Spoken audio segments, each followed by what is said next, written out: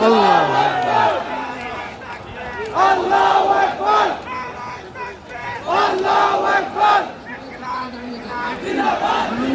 উপদেষ্টা পৌঁছে গেছেন, তিনি এখনই আমাদের সামনে চলে আসবেন। তিনি চলে এসছেন এখানে।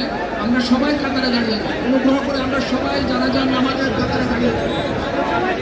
অনুগ্রহ করে মাননীয় প্রধান উপদেষ্টা চলে এসছেন। আমি সবাইকে মঞ্চ ত্যাগ করবার জন্য অনুরোধ করি। আমি সবাইকে মঞ্চ ত্যাগ করবার জন্য অনুরোধ করি। প্লিজ